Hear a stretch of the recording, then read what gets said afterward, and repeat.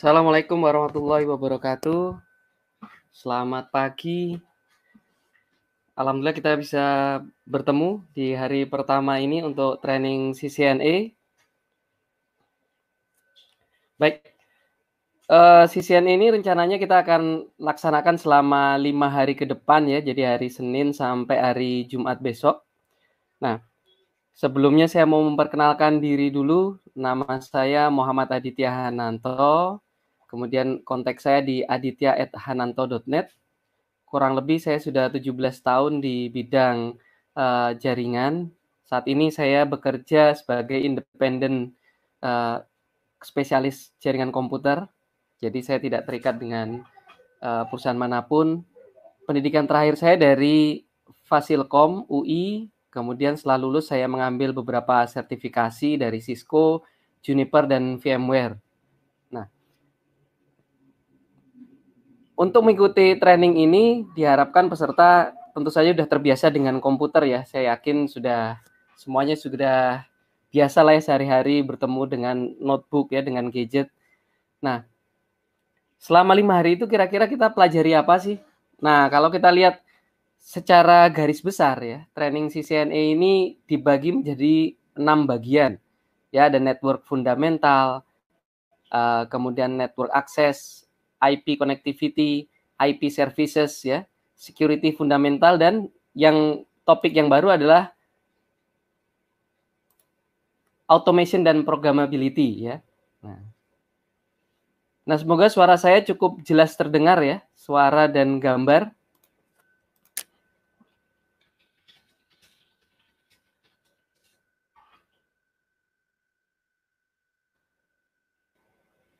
Bagaimana suara saya sudah terdengar jelas? Apakah slide juga sudah pindah? Oke, baik. Kita lanjutkan ya. Nah, pertanyaannya adalah apakah selama 5 hari ini bisa tercover semua ya? Ya, jadi jawaban jujurnya adalah tidak. Jadi ini materinya cukup banyak ya. Jadi kita tidak bisa mengcover semuanya dalam waktu 5 hari ya. Kemudian bagaimana kalau 5 hari terus nggak selesai? Nah, kan kita punya grup ya, kita punya grup di sana kita bisa diskusi lebih lanjut, kemudian kita bisa mengadakan sesi lanjutan ya setelah tanggal 8 Mei. Kan tanggal 8 Mei secara formalnya ya kita berakhir trainingnya, tapi grup kan tetap ada dan sesi lanjutan tetap bisa kita adakan. Jadi materi mana yang kurang dipahami, yang ingin lebih dibahas lebih detail, atau materi yang belum tercover ya, sambil jalan memahami materi yang sudah ada.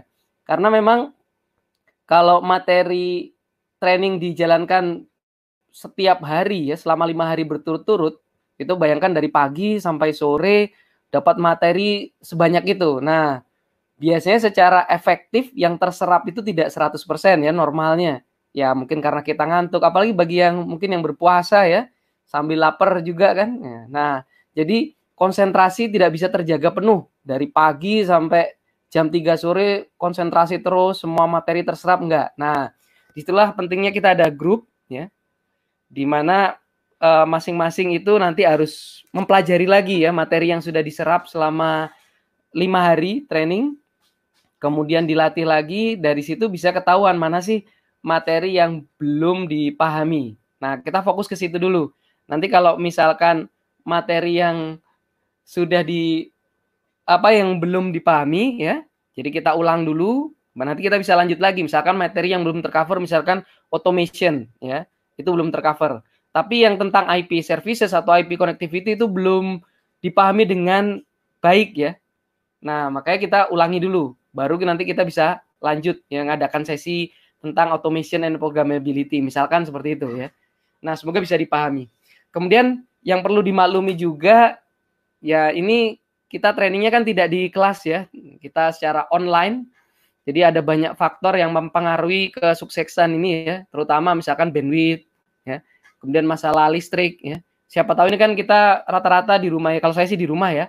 Kalau di rumah itu tahu sendiri kan kadang listrik bisa mati, kemudian bandwidth juga namanya juga langganan rumahan tidak se-reliable mungkin seperti di kantor. Jadi bagaimana kalau misalkan ya koneksi bermasalah, mungkin dari saya atau dari peserta, terutama kalau dari saya ya. Kalau dari saya misalkan koneksi saya bermasalah, maka mungkin kita tunggu sampai koneksi membaik. Gimana kalau nggak membaik juga, ya mungkin kita pending ya. Kita pending sambil kita bisa tetap diskusi di Telegram group ya.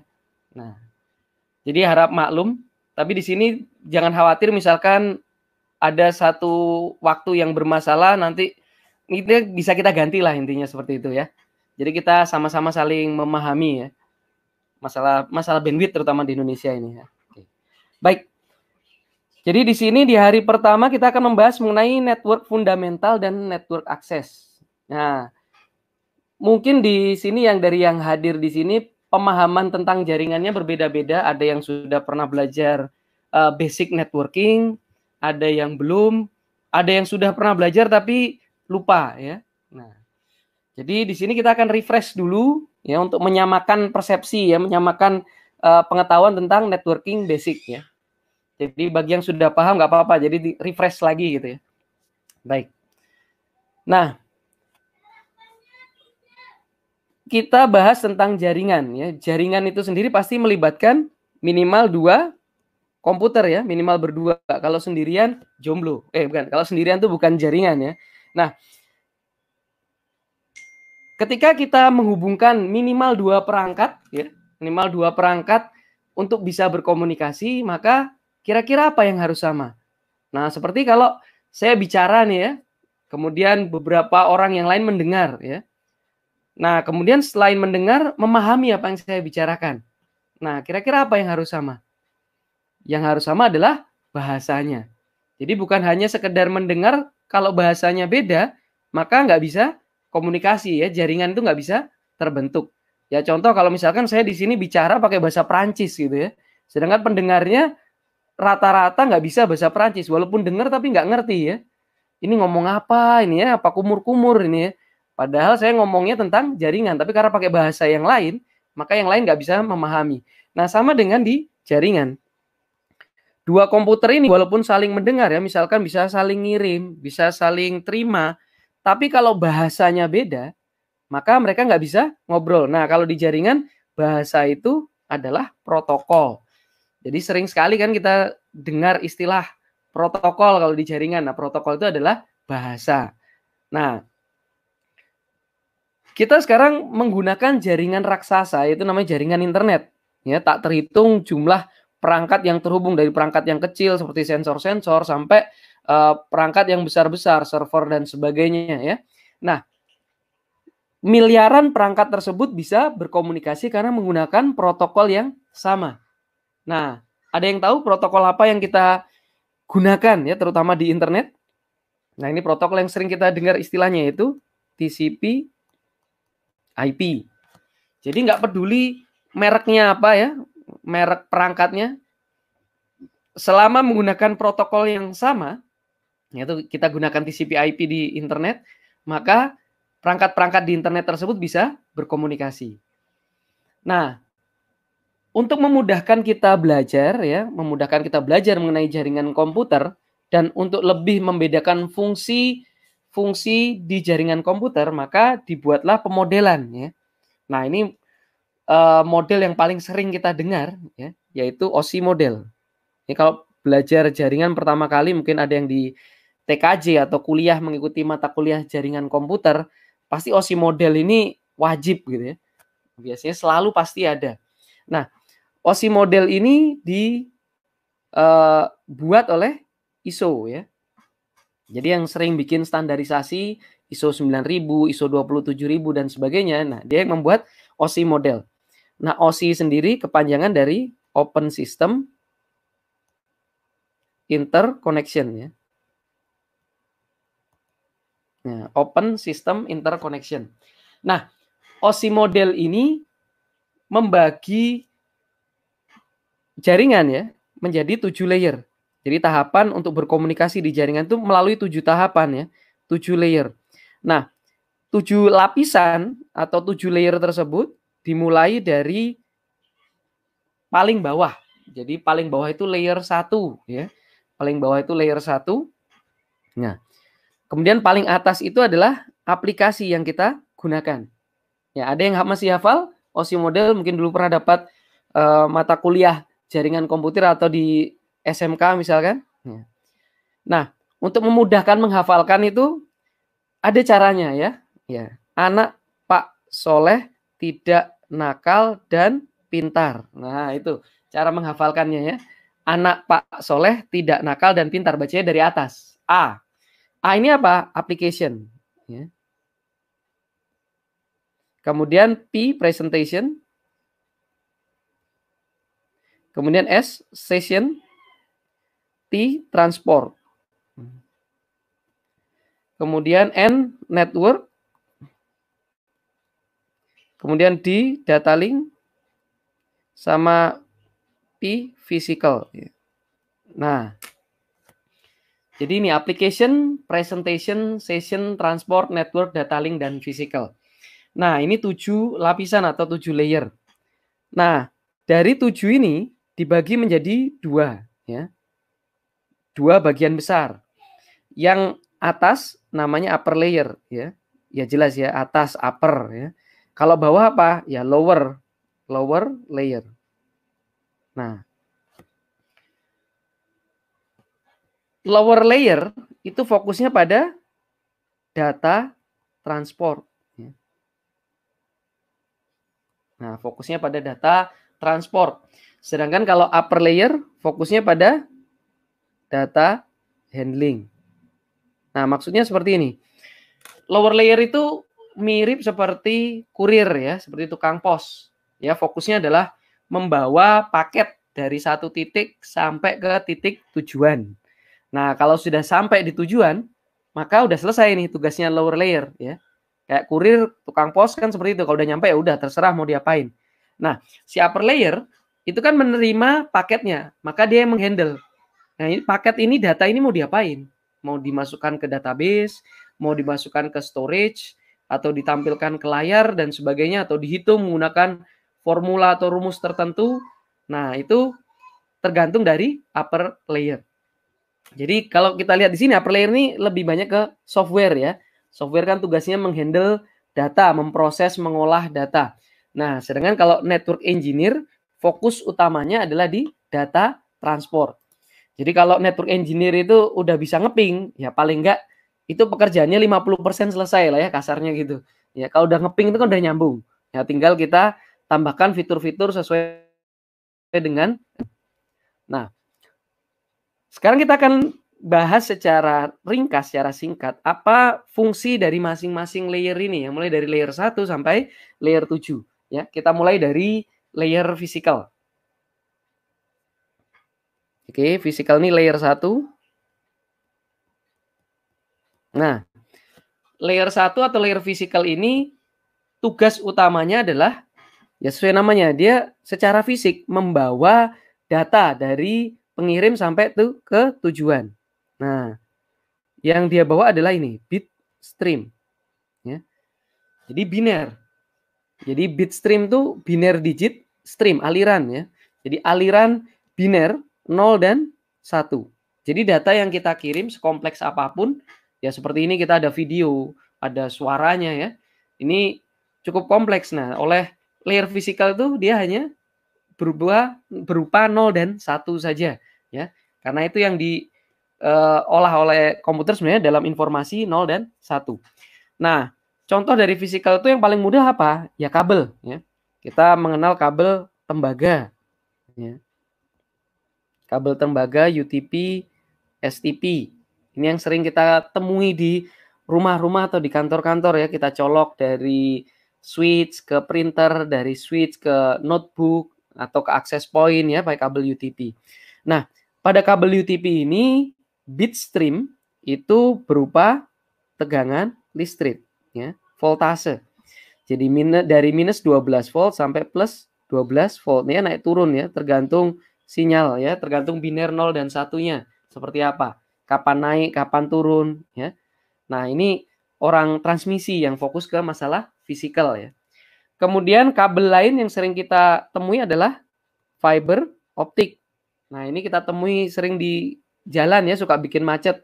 Maaf, ada galian FO dari provider X ya. Nanti bulan depan atau pekan depannya ada yang gali lagi dari provider Y dan seterusnya ya.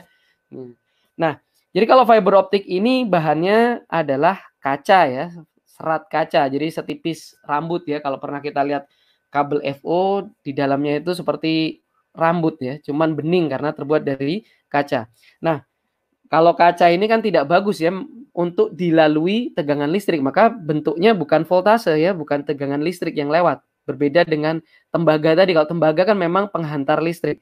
Nah, kalau fiber optik ini yang lewat adalah dalam bentuk sinar atau cahaya ya. Nah, karena dia bentuknya sinar, maka dia tidak terkena gelombang elektromagnetik ya. Jadi walaupun di sekitar kabel itu ada gelombang elektromagnetik, nah karena dia melewatkan bukan tegangan listrik, beda dengan UTP atau STP, maka tidak ada masalah ya. Nah, kemudian yang ketiga, contoh lain yang sering kita gunakan adalah menggunakan wireless ya. Nah, kalau wireless ini kita menggunakan radio frekuensi ya.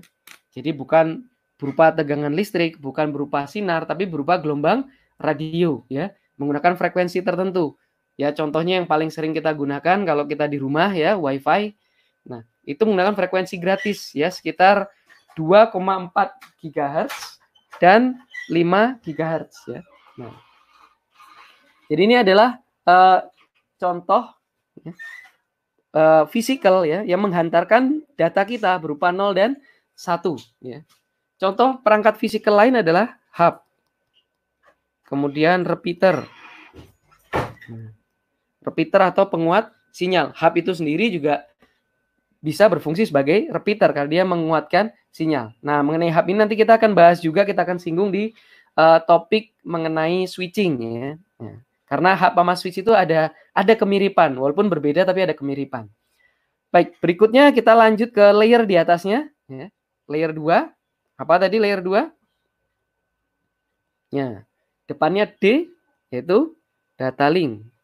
Nah, data link.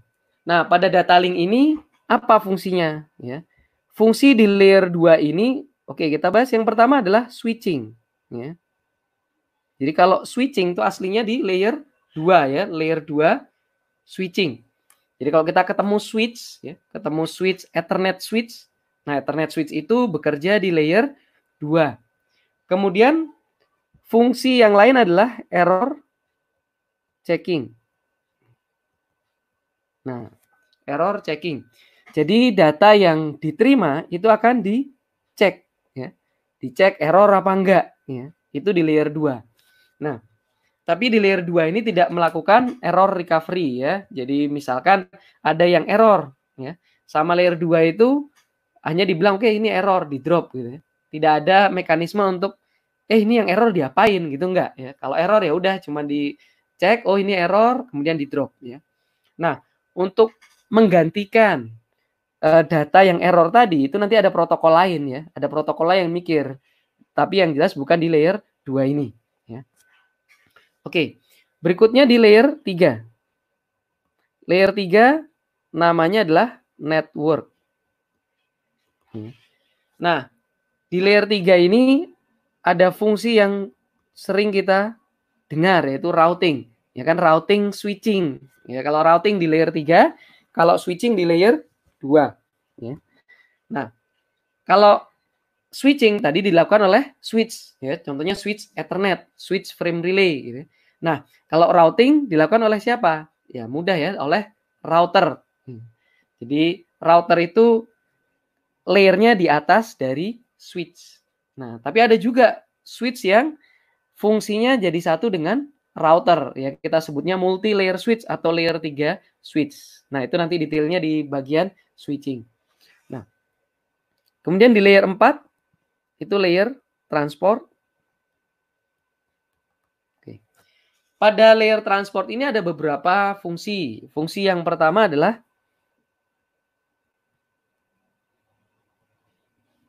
error recovery. Error recovery ini, nah ini kan beda dengan error checking ya. Kalau di layer 2 itu hanya mengecek error apa enggak. Kalau error ya udah di drop gitu ya. Tapi kalau layer 4 itu ada mekanisme gimana kalau misalkan ada yang error ya. Misalkan ini ngirim ya. Ini ngirim data 1 gitu ya. kemudian diterima oleh tujuan itu dalam kondisi error atau tidak diterima ya. Kok nggak datang-datang nih paketnya ya. Maka si penerima bisa minta retransmission ya.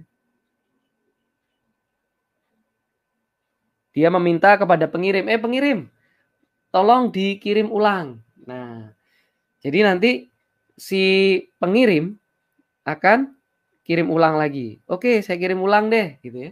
Nah, ini yang pertama ya, error recovery. Kemudian fungsi yang kedua, masih di layer 4 ya. Fungsi yang kedua adalah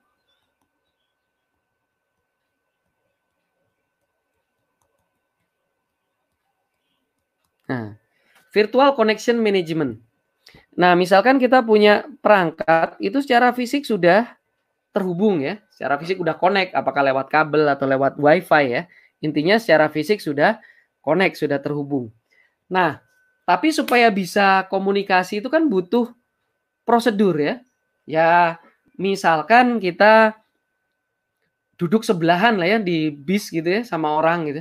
Tapi kalau selama dari berangkat sampai ke tujuan kita diem aja ya, kita tidak membangun koneksi sama sekali, maka tidak ada komunikasi. Nah, sama dengan di dua komputer ini. Kalau dua komputer ini nggak ngirim apa-apa, diem-dieman aja, maka yang nggak bisa ngobrol, nggak bisa komunikasi. Nah, layer 4 itu ngatur gimana caranya ya supaya dua ini bisa komunikasi. Kan harus ada prosedurnya, permisinya gimana ya, cara buka koneksi gimana, kalau nutup koneksi gimana gitu kan. Nah, sama dengan etika di manusia juga seperti itu. Kalau negur pertama kali gimana gitu kan, ucapkan salam dulu misalkan, kemudian kenalan basa-basi gitu, akhirnya bisa ngobrol sana sini ya. Nah, ternyata akhirnya jodoh gitu ya. Nah, seperti itu. Jadi layer 4 itu mengatur ya bagaimana kalau dua komputer itu bisa komunikasi itu caranya gimana ya. Contoh di protokol TCP misalkan yang kita sering dengar ya, TCP. TCP itu mengatur gimana kalau mau bikin koneksi ada berapa komunikasi yang perlu dilakukan. Kemudian kalau udah selesai ngobrolnya nih, sudah selesai download, sudah selesai upload, kan perlu putus koneksinya. Gimana perlu mutusin koneksinya seperti apa. Nah, itu diatur oleh layer 4 ya. Jadi layer 4 ini ngatur koneksi secara virtual, secara logical ya. Kalau secara fisiknya layer 1. Oke. Berikutnya fungsi layer 4 yang lain adalah flow control. Ya. Flow control. Ya, ini misalkan source-nya, S ini artinya source ya, pengirim. Kemudian dia ngirim kepada destination. D ini destination atau tujuan. Nah, misalkan si pengirim ini mempunyai resource ya, bandwidth yang besar, sedangkan penerimanya ini, destination, itu bandwidthnya kecil. Ya. Maka perlu ada mekanisme supaya si pengirim ini menyesuaikan dengan si penerima. Jadi nggak boleh ya si pengirim ini ngirim cepat gitu ya banyak, sedangkan si penerimanya kewalahan ya. Seperti contohnya training ini, ya saya ngasih materi karena saya udah hafal materinya, saya ngomongnya cepat gitu ya. Sedangkan si penerima kewalahan, wah cepet banget ngomongnya ya, tolong dipelanin. Nah itu analoginya flow control seperti itu.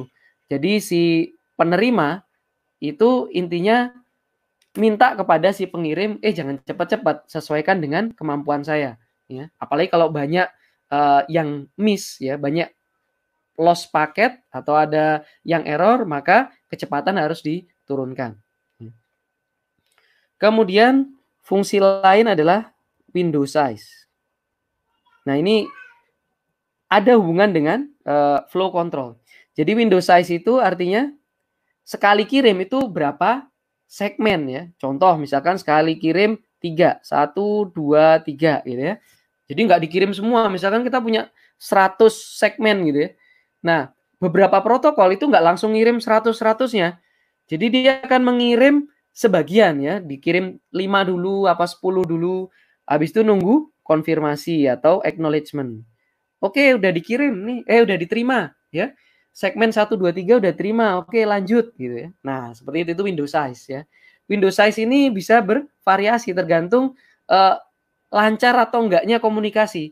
Jadi kalau misalkan ngirim 10 ya, ngirim 10 data sekaligus lancar diterima, maka kedepannya bisa nambah ngirim sekaligus 15 gitu ya, atau 20 ya. Jadi naik bertahap. Tapi kalau sebaliknya, kita ngirim 10 segmen, yang ngirim 10. Kemudian dari 10 itu ada yang hilang atau ada yang error sebagian, maka kedepannya ya kita kurangi. Ya, kenapa? Karena kita kirim 10, ternyata ada aja yang error, ada aja yang bermasalah, nggak utuh nyampe di tujuan. Ya udah diturunin jadi 5 dan seterusnya ya. Nah, itu window size. Jadi bisa naik turun tergantung dari kondisi jaringan ya. Oke. Nah, ini kurang lebih beberapa fungsi utama di layer 4 ya. Oh ya, fungsi lain adalah segmentation. Segmentation. Nah, sekarang ini kan data yang kita kirim besar-besar ya. Udah nggak kilo, bukan mega lagi ya, tapi udah giga ya. Mulai dari film, kemudian game, ya dan sebagainya ya. Nah, ketika dikirim itu tidak dikirim utuh gitu. Misalkan kita download file 1 giga gitu ya. Itu nggak dikirim 1 giga gelondongan gitu enggak ya. Nah, tapi dikirim dalam bentuk segmen kecil-kecil ya. Nah, segmen kecil-kecil. Nah, segmen kecil-kecil ini rata-rata ya kurang dari 1.500 bytes atau sekitar 1,5 kilobytes ya. Kecil sekali. Iya, ya. Kenapa kok kecil-kecil begini? Ya pertama, supaya nggak ngabis-ngabisin bandwidth ya. Mirip analogi kayak di jalanan semuanya itu bentuknya truk kontainer gitu ya. Truk trailer. Itu jalan kan cepet habis kalau kayak gitu ya. Nah, lebih hemat lagi kalau yang lewat itu hanya motor-motor kecil-kecil. Nah, itu kan lebih hemat, nggak cepat penuh jalannya. Kemudian kalau misalkan ada satu segmen yang error, maka yang diganti itu hanya segmen kecil-kecil. Bayangin kalau satu kontainer ya, 1 giga dikirim gelondongan terus dia error gitu ya. Ya udah ngirim ulangnya harus 1 giga. Tapi kalau ngirimnya kecil-kecil ya, kemudian dari kecil-kecil itu yang error beberapa itu kan gantinya enak kecil-kecil gitu kan. Nah, seperti itu ya fungsi dari segmentation. Baik, itu fungsi utama dari lower layer, dari layer 1 sampai layer 4 ya. Sekarang kita naik ke upper layer ya. Upper layer ini biasanya diatur oleh aplikasi atau oleh software. Oke, tadi layer 5 masih ada yang ingat apa layer 5? Layer 5 namanya adalah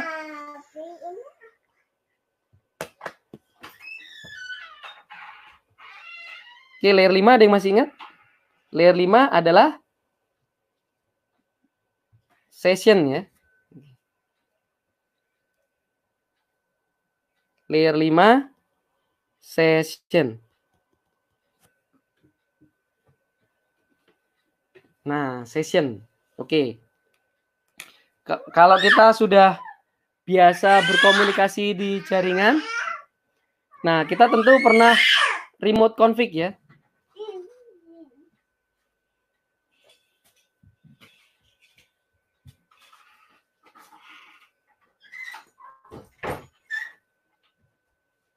Misalkan menggunakan telnet atau SSH misalkan ya. Nah, misalkan kita ada 3 komputer di sini ya. Kemudian kita punya router. Nah, kita punya router. Nah, ini admin A, admin B, admin C ya. Misalkan kita telnet ya. Yang ini juga telnet. Yang ketiga juga telnet. Nah, jadi session itu adalah membagi resource ya, CPU dan memori untuk tiap proses. Jadi ini misalkan sesi 1 ya. Ini sesi 2, ini sesi 3. Nah, itu secara logik dipisahkan oleh si router. Jadi telnet session yang A, ya admin yang A, itu tidak akan mempengaruhi session telnet yang si B ya, sesi 2 maupun sesi 3. Nah, ini yang dimaksud dengan session. Ya mirip juga dengan kalau kita transaksi di ATM ya, ada beberapa ATM berjejer gitu kan. Nah, itu tiap orang bertransaksi. Nah, oleh server yang di pusat, yang di core sana, nah itu pasti dibuatkan session ya. ATM 1, ATM 2, ATM 3. Jadi nggak pernah ketukar ya. Jadi misalkan ada orang narik tunai ya, narik tunai, sebelahnya ada orang setor tunai ya. Nah, itu nggak pernah ketukar. Yang narik tunai saldonya jadi nambah, kemudian yang setor tunai saldonya malah jadi kurang, nggak mungkin ya. Nah, karena sessionnya terpisah ya. Jadi secara logik sudah terpisah, walaupun secara fisik ya, secara fisik hardware-nya sama ya, memorinya itu, CPU-nya itu ya, servernya itu gitu ya. Nah, tapi secara logik, secara sesi ya, nah itu dipisah ya, seperti dibuat kamar-kamar terpisah. Nah, itu session. Nah, ini yang mengatur session tentu saja adalah software ya atau aplikasi. Nah, tiap aplikasi tertentu itu bisa dibatasi sessionnya. Ya, contoh kalau kita bicara Cisco misalkan, session telnetnya ya itu bisa dibatasi misalkan 5 session telnet. Jadi kalau lebih dari 5 nggak bisa masuk gitu ya. Nah, begitu juga dengan aplikasi yang lain seperti application database misalkan, seperti database yang boleh read dan write itu juga dibatasi maksimum berapa ya. Oke, berikutnya kita lanjut ke layer 6 ya. Layer 6 presentation. Oke. Presentation. Nah, kalau presentation ini fungsi pertama ya. Ini mungkin sering kita gunakan, kompresi ya. Mengkompres. Jadi kita zip ya, nge-zip file ya. Nah, itu termasuk kompresi ya, bagian dari fungsi layer 6 ya. Kemudian enkripsi. Enkripsi di layer aplikasi ya. Kalau di lower layer juga kita mengenal enkripsi juga seperti dilakukan di IPsec gitu ya. Nah, tapi kalau yang kita bicarakan di layer 6 ini enkripsi di aplikasi ya. Nah, jadi kalau untuk perbankan misalkan ya, itu kan sangat concern terhadap security. Nah, itu biasanya enkripsinya berlapis ya, aplikasinya nge-encrypt, kemudian di lower layernya, di transportnya juga di-encrypt ya. Contoh misalkan menggunakan IPsec. Nah, jadi fungsi layer 6 yang pertama adalah kompresi, kemudian yang kedua enkripsi, kemudian yang ketiga mendefinisikan format data ya. Nah, data yang kita kirim itu secara garis besar kan dibagi menjadi 4 ya. Ada teks, ada image, ada audio, sama video ya. Ini secara garis besar ini, sekompleks apapun data yang kita kirim pasti termasuk salah satu dari 4 ini ya. Bisa teks, bisa gambar, bisa suara, maupun gabungan suara dan gambar yaitu video. Nah, tapi ternyata tiap data ini juga mempunyai format yang berbeda-beda ya. Ya seperti teks. Teks itu ada TXT ya, ada RTF, kemudian ada doc ya. Nah, masing-masing format ini beda-beda ya kemampuannya. Contoh kayak doc. Doc itu bisa bold, italic, underline, bisa menyisipkan tabel dan sebagainya. Sedangkan kalau TXT ya nggak bisa ya, cuma tulisan gitu aja ya. Nah, image juga sama. Image tuh formatnya ada macam-macam. Ada GIF yang bisa bergerak-gerak ya, animasi. Kemudian ada JPEG, ada PSD. Kemudian audio. Audio juga beda-beda. Ada MP3, ya. Ada format CD audio dan sebagai video juga ada MP4, ya. Ada AVI, ada MKV dan sebagainya. Nah, tiap format data ini kan cara membacanya atau representasinya beda-beda. Jadi kalau sebuah aplikasi tidak mempunyai kemampuan untuk memahami gimana cara baca format ini ya, maka ya nggak bisa dibuka. Contoh, kita punya doc, kemudian kita coba buka pakai aplikasi Notepad. Nah, sedangkan aplikasi Notepad itu dibuat tidak diprogram untuk tahu gimana cara baca doc. Jadi ya nggak bisa dibaca doc tersebut. Begitu juga dengan file PSD, Photoshop misalkan kita buka pakai aplikasi Paint. Aplikasi Paint-nya bingung, ini format gambar apaan ini? Saya gimana bacanya, gimana nampilinnya, dia nggak tahu. Ya karena aplikasi Paint itu tidak diprogram untuk tahu ya format data PSD. Oke. Jadi ini adalah fungsi dari layer 6 ya. Ini bagian dari cara menghandle data yang dilakukan oleh aplikasi. Kemudian yang paling atas yaitu layer 7 atau application. Nah, layer application ini fungsinya adalah yang pertama tentu saja menerima input dari user ya. Nah, ketika kita komunikasi di jaringan, contoh paling sederhana kita mau kirim halo apa kabar gitu ya. Nah, itu menerima input kan? ya, menerima input melalui keyboard atau melalui ketikan ya. Nah, kemudian memberi output kepada user ya. Misalkan ada pesan yang masuk ya, maka akan ditampilkan ke layar. Nah, itu dia memberikan output kepada kita ya. Itu aplikasi memberikan output kepada user. Kemudian fungsi lain adalah mengetahui lawan bicara. Nah, misalkan kita lagi buka website gitu ya. Nah, kita kan pengen tahu ini saya lagi ngobrol sama server mana ya. Kita tinggal lihat di browsernya misalkan. Kita lihat di browser, kemudian kita lihat alamat. Oh, cisco.com. Oh, artinya saya lagi ngobrol dengan server cisco.com. Ya. Kemudian fungsi lain adalah melakukan autentikasi. Ya. Contoh kita mau buka email sama aplikasi, ya misalkan email klien atau browser, dia nanya username passwordnya apa. Nah, itu autentikasi. Ya. Atau kalau kita menggunakan internet banking sama si aplikasi internet bankingnya ditanya tokennya ya, angka yang muncul di tokennya berapa. Nah, itu termasuk dari autentikasi. Nah, jadi ini secara garis besar ya overview-nya fungsi dari layer 1 sampai layer 7. Kalau mau lebih detailnya, nah ini bisa seharian bahas OSI model aja kalau terlalu detail ya. Nah, untuk detailnya bisa membaca di buku yang sudah saya share di grup ya. Nah, di situ bisa dibaca kalau ingin tahu lebih dalam fungsi dari layer 1 sampai layer 7 ya. Nah, baik. Berikutnya kita akan membahas bagaimana pengiriman data ya dari source sampai ke destination. Oke.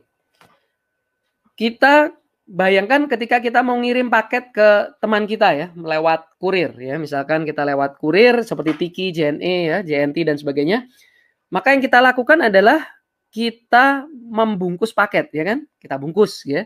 Apakah di dalam kardus atau kita bungkus plastik kemudian dilakban gitu ya. Nah, begitu juga dengan surat kan, kalau kita mau ngirim surat kan kita bungkus juga menggunakan amplop. Nah, di jaringan juga sama ya. Ketika source mengirim ke destination ya, tentu ada data yang ingin dikirim. Kalau nggak ada data yang dikirim ya nggak usah kirim ya. Nah, data ini tidak langsung dikirim. Contohnya data apa? Yaitu apa kabar? Halo, apa kabar? Selamat pagi. Assalamualaikum. Nah, itu kan data ya dalam bentuk teks.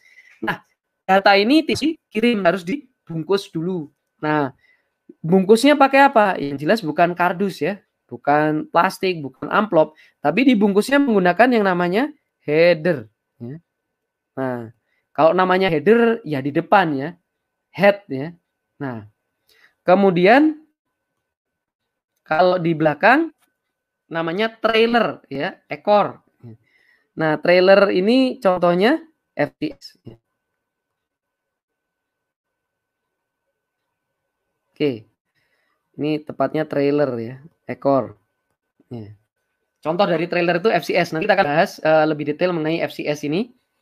Nah, jadi dibungkus itu dengan cara di depan sama di belakang itu dikasih tambahan ya.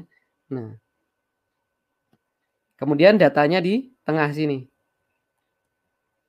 Nah, jadi dibungkus.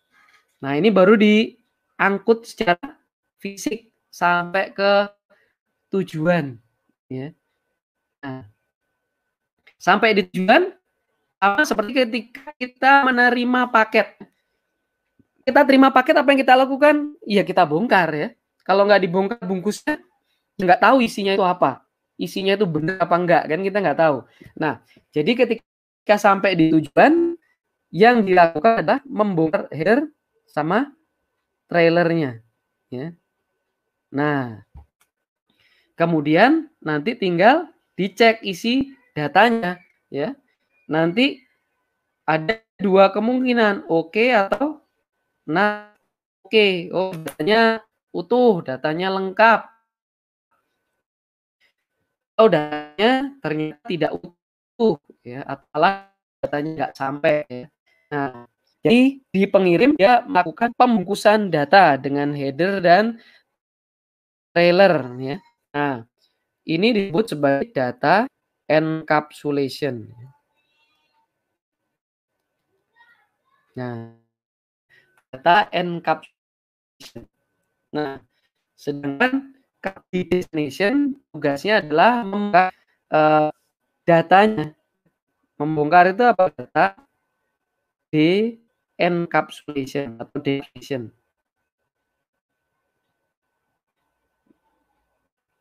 Nah, seperti ini.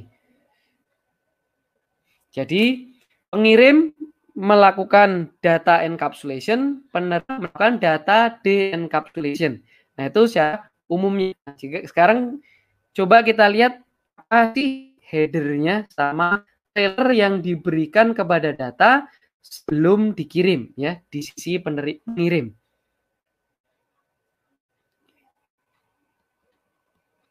Oke, kita lihat di sisi source ya. Ini di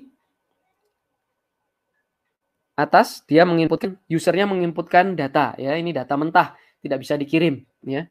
Seperti kalau kita kirim surat, kalau nggak ada amplopnya, nggak ada perangkonya, tidak ada alamat pengirim, alamat tujuan, baru ada suratnya aja, maka nggak bisa dikirim kan. Kalaupun dikirim sama tukang posnya pasti drop.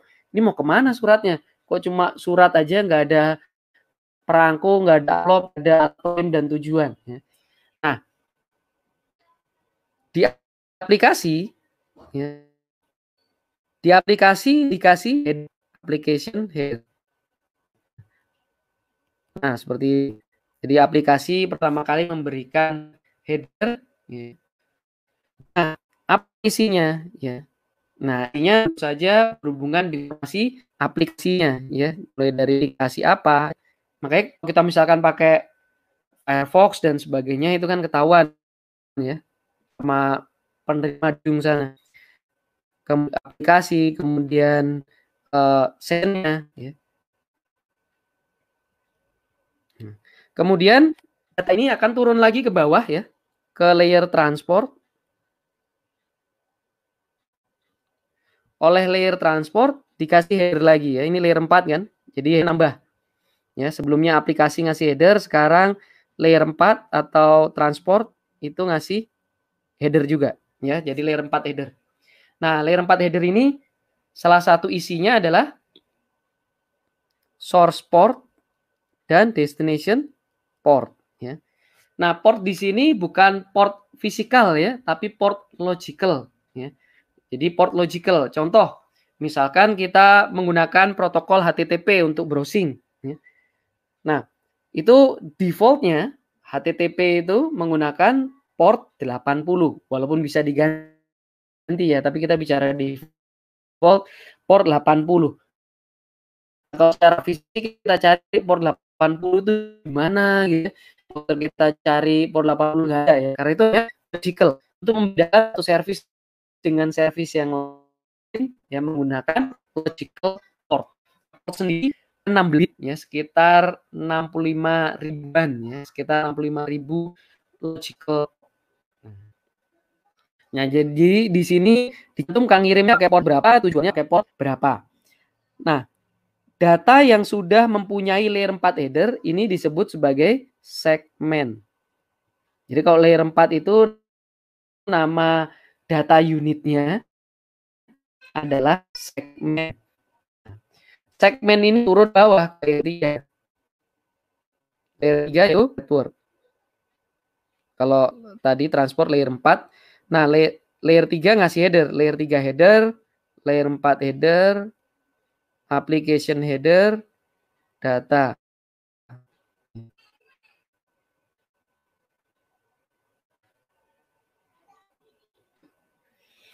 Nah, pada layer 3 header ini tercantum source dan destination logical address. Alamat logical ya.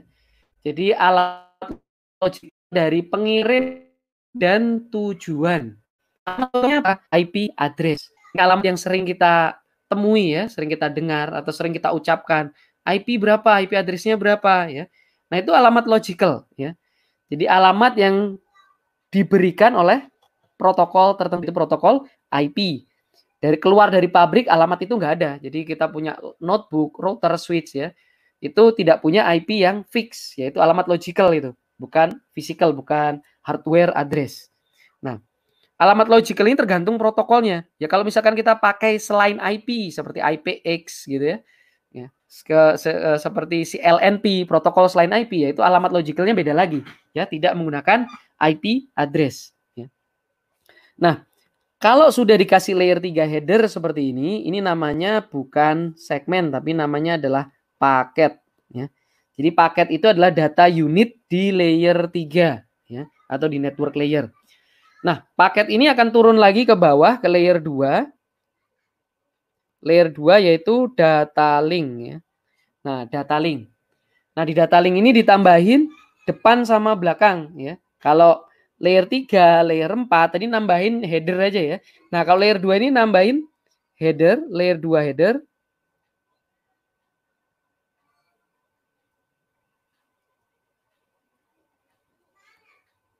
Nah, sama ekornya ya, trailer. Nah, yaitu FCS. Nah, jadi seperti ini. Nah, jadi layer 2 header ditaruh di depan, FCS di belakang ya. Nah, layer 2 header ini isinya apa? Isinya adalah source dan destination physical address. Alamat physical ya. Contohnya apa? Contohnya adalah MAC address. Jadi perangkat jaringan ya yang menggunakan protokol Ethernet ketika keluar dari pabrik dia sudah ada alamat fisikalnya, alamat hardwarenya. Jadi udah ditanam sama vendornya yaitu MAC address ya. Jadi MAC address itu sudah unik ya, di tiap perangkat ada MAC address-nya yang pakai protokol Ethernet. Nah, pertanyaannya adalah, nah kenapa ketika kita komunikasi di jaringan, kenapa kita butuh dua alamat? Kenapa ada logical address dan kenapa ada physical address? Kenapa nggak salah satu aja? Ya, kan lebih simpel gitu daripada ada dua, kan ribet. Alamatnya kok ada dua. Nah, nanti kita akan bahas. Kemudian berikutnya FCS ya. Frame check sequence ya. Ini frame check sequence. Ini untuk apa? Error checking atau error detection. Untuk mendeteksi atau mengecek apakah ada error ya. Data ini error apa enggak? Oke. Kita lihat cara kerjanya seperti ini.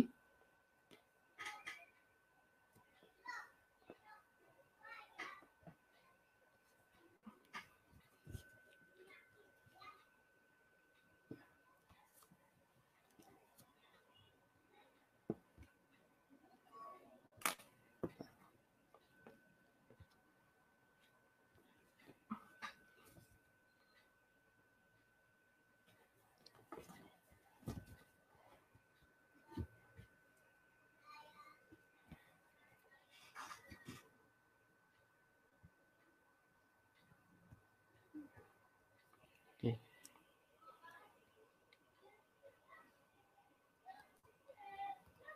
Oke. Kalau FCS itu saya analogikan seperti label di paket ya. Jadi misalkan saya punya paket, nah seperti ini. Kemudian saya isi 5 buku. Ya. Nah seperti ini. Nah kemudian di luar itu saya kasih label 5 buku ya. Saya tempelin label di luar sini ya, di kardusnya.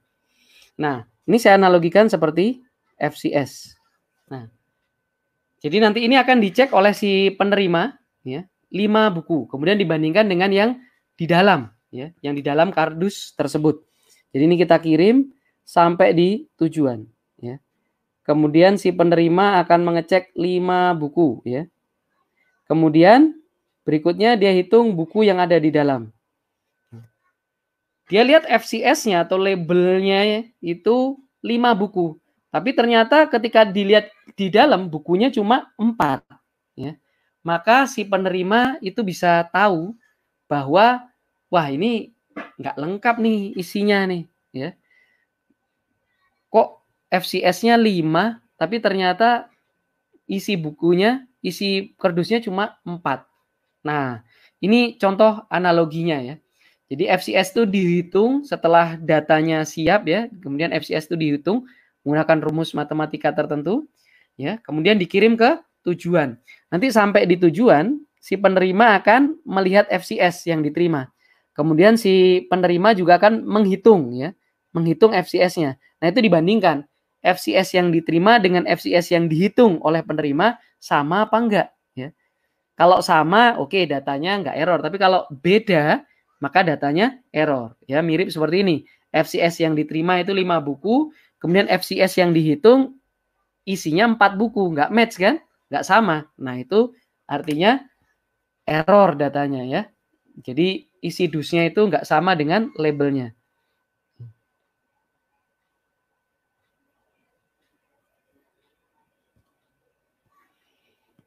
Baik, berikutnya adalah kenapa kita membutuhkan 2 alamat ya. Kita membutuhkan 2 alamat, ada alamat fisikal dan ada alamat logical. Nah, ada yang tahu kenapa kira-kira?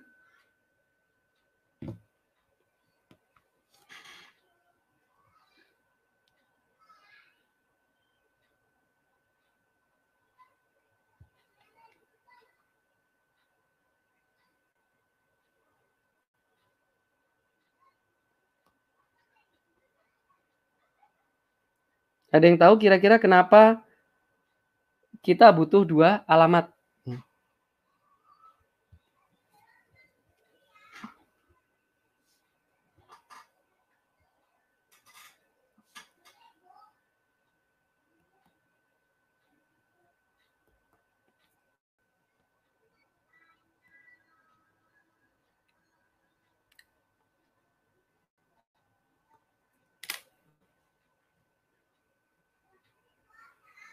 Oke.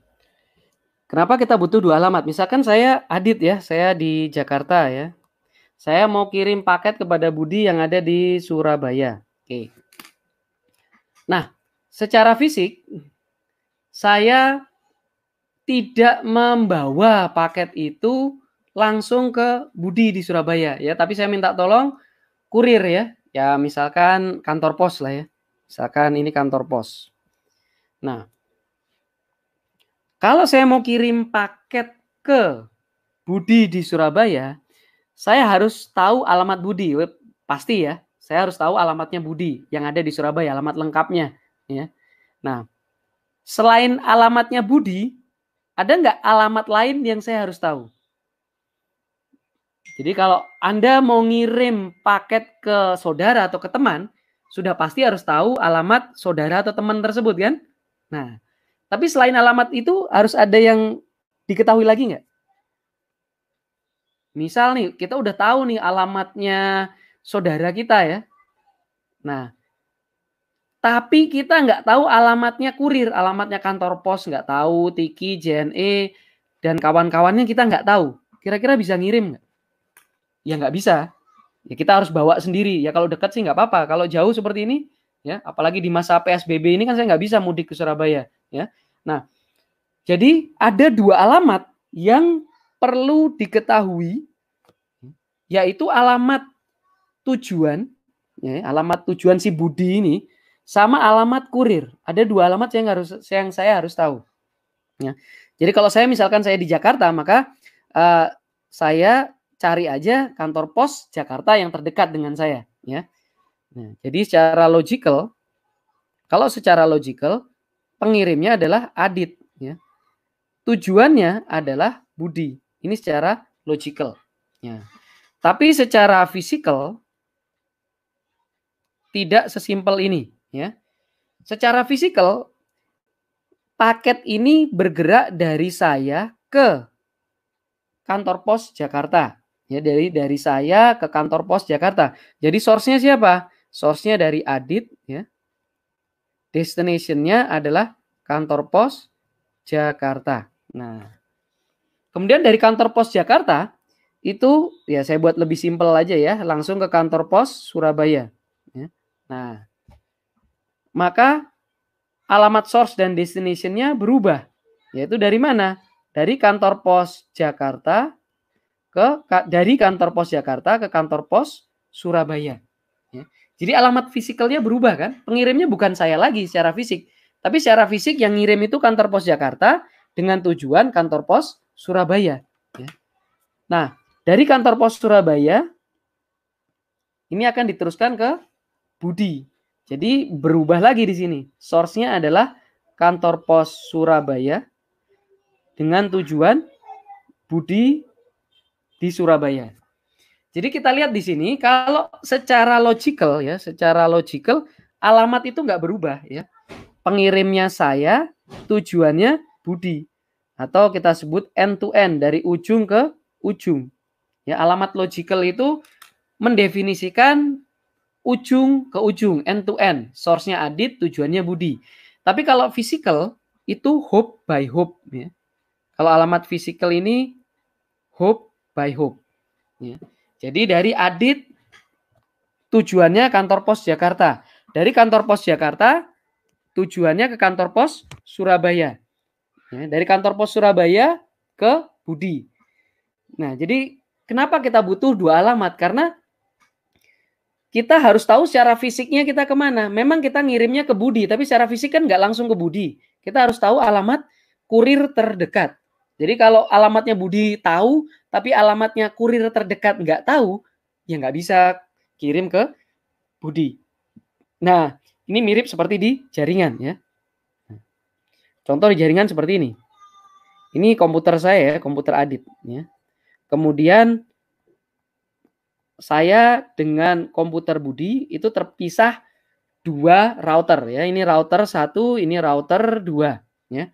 Nah, kalau secara logical maka source-nya adalah Adit, destination-nya adalah Budi.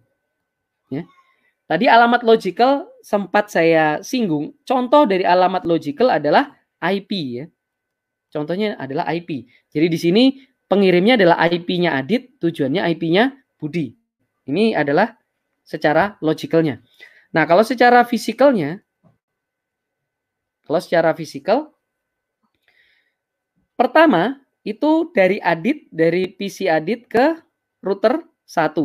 Maka source-nya adalah dari Adit, destination-nya router 1. Nah, contoh dari alamat physical, contohnya tadi apa? Sempat saya singgung. Contohnya adalah MAC address. Ya. Nah, jadi di sini dari MAC address-nya Adit, kemudian dengan tujuan MAC address-nya router 1. Ya. Nah, kemudian setelah sampai router 1 sama router 1 akan diteruskan ke router 2. Maka di sini source-nya berubah lagi. Dari MAC address-nya router 1, tujuannya MAC address router 2. Ya. Kemudian dari router 2 akan diteruskan ke PC Budi. Source-nya adalah MAC address router 2 dengan tujuan MAC address-nya Budi. Nah, seperti ini. Jadi kita lihat bahwa mirip seperti komunikasi di manusia ya, bahwa ada alamat logical ya, end to end, ada alamat hop by hop yang perlu diketahui supaya paket bisa sampai ke tujuan. Nah, jadi kalau tadi logical address ada di mana? Logical address ini ada di layer 3 header. Tapi kalau alamat physical itu adanya di layer 2 header ya. Nah, jadi yang berubah-ubah yang mana? Yang physical address. Kalau logical address itu tidak berubah-ubah ya, kecuali ada fitur tertentu seperti NAT dan sebagainya. Tapi kalau kita bicara default ya IP itu ya end to end. Ya. Kemudian kalau MAC address itu akan berubah-ubah sesuai dengan hop by hop. Ya. Oke. Tadi kita sudah menggambarkan ya proses apa tadi ini membungkus. Nama lainnya adalah data encapsulation. Ya. Jadi ini adalah proses data encapsulation. Nah, data encapsulation terjadi di mana? Di pengirim, ya, bungkus. Ya, kalau penerima ngapain? Bongkar, ya, lawannya. Oke. Sekarang kita lihat di destination. Oh ya, tadi satu lagi kalau udah punya layer 2 header namanya apa? Nah, ini itu namanya adalah frame ya. Nah, jadi frame itu mulai dari layer 2 header sampai FCS itu namanya adalah frame ya. Nah, frame ini diubah dulu ke biner ya, 0 dan 1 ya, di biner menjadi biner, kemudian oleh siapa yang mengirim ya, physical ya, berupa kabel atau wireless ya, dibawa ke tujuan ya. Nah, jadi si tujuan atau si penerima, apa yang dia terima? Yang dia terima adalah bit stream ya, 0 dan 1. Kemudian si physical layer akan mengumpulkan biner-biner tersebut ya. Kemudian dirakit ya, dikumpulin, dirakit menjadi frame. Nah, yang membaca frame itu siapa? Bukan physical. Physical itu hanya baca biner. Jadi yang membaca frame-nya itu adalah layer di atasnya.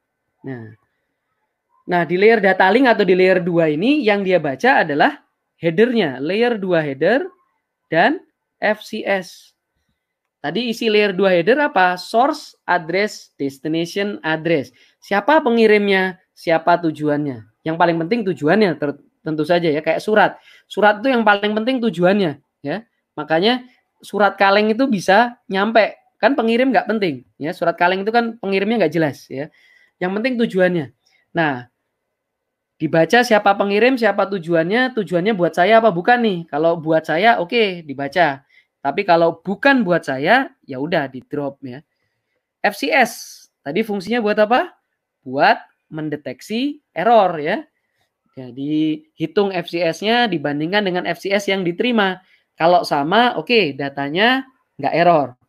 Nah, selanjutnya setelah layer 2 header sama FCS dibaca, ya kita naik ke layer network ya, ke layer network. Nah, layer network ini yang dibaca ya, bentuknya paket ya. Paket itu layer 3 header sampai data. Nah, paket tersebut yang dibaca adalah layer 3 header. Layer 3 header ini isinya adalah salah satunya logical address. IP pengirim berapa, IP tujuan berapa. Buat saya apa bukan nih tujuannya? Kalau iya dibaca, kalau enggak ya dibuang ya. Kemudian berikutnya adalah layer transport ya. Di layer transport ini dibaca layer 4 header ya. Pada layer 4 header dibaca source port dan destination port ya. Port pengirim berapa, destination port berapa. Destination portnya sekian 80 misalkan. Apakah di saya port 80 itu dibuka apa enggak gitu ya. Nah, kalau misalkan port 80-nya dibuka ya, maka ya udah diproses. Ya, tapi kalau misalkan port 80-nya tidak dibuka, enggak ada layanan HTTP service di tujuan, ya di drop ya. Berikutnya application ya. Application akan membaca application header. Nah, ini data apa nih? Nah, data web misalkan HTML atau apa gitu ya. Kemudian application header tersebut dibaca ya, kemudian diarahkan ke aplikasi yang bersangkutan ya, misalkan HTTP. Oke, dilempar ke aplikasi web browser. Nah, jadi nanti aplikasi web browsernya tinggal membaca datanya, data HTML misalkan ya. Nah, jadi seperti ini proses data de-encapsulation. Jadi proses membongkar ya, de-encapsulation. Jadi awalnya menerima bit stream ya, biner 0 dan 1 diterima di layer physical ya. Kemudian biner tersebut akan membentuk frame ya, kemudian dibaca oleh layer 2 mana headernya ya, mana trailernya. Kemudian dilanjutkan bertahap ke atas. Jadi tiap layer hanya membaca header sesuai layernya. Contoh, layer 3 atau network, dia hanya membaca layer 3 header saja. Dia nggak baca header yang lain. Ya. Nah, jadi kalau kita ringkas seperti ini.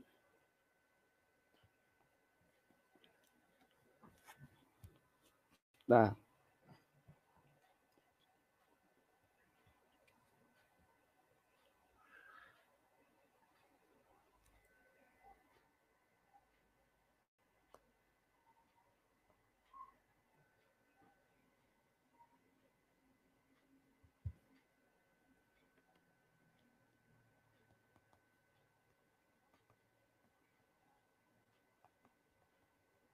Oke.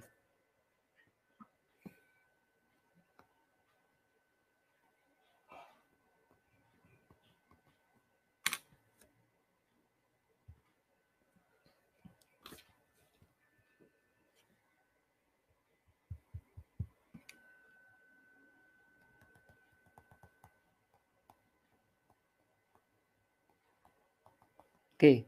Layer aplikasi akan memberi application header. Nah, itu akan dibaca oleh aplikasi di ujung sana. Ya, begitu juga dengan layer 4 ya.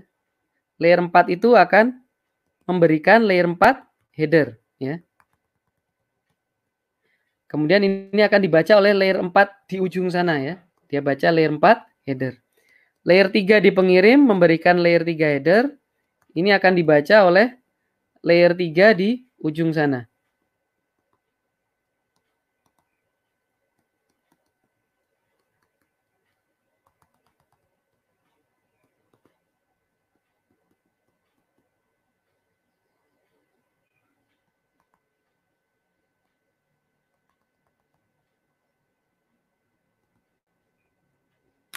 Nah, jadi seperti ini ya.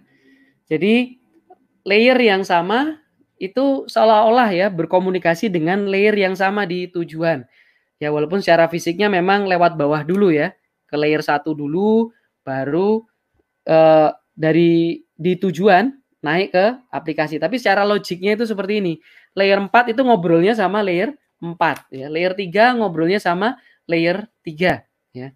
Jadi tidak mungkin layer 2 ya, itu iseng gitu baca layer 3 header gitu ya. Dia kepo, saya pengen tahu layer 3 header itu isinya apa. Enggak ya. Jadi layer 2 ya dia baca layer 2 header saja ya, sama FCS ya untuk mengecek error apa enggaknya. Oke. Baik. Nah, jam 10.24, oke. Jadi kita akan break dulu selama 15 menit ya. Nanti kita akan lanjutkan lagi dengan network fundamental ya. Baik, kita akan break dulu ya selama 15 menit. Kalau ada pertanyaan silakan diketik di bagian chat.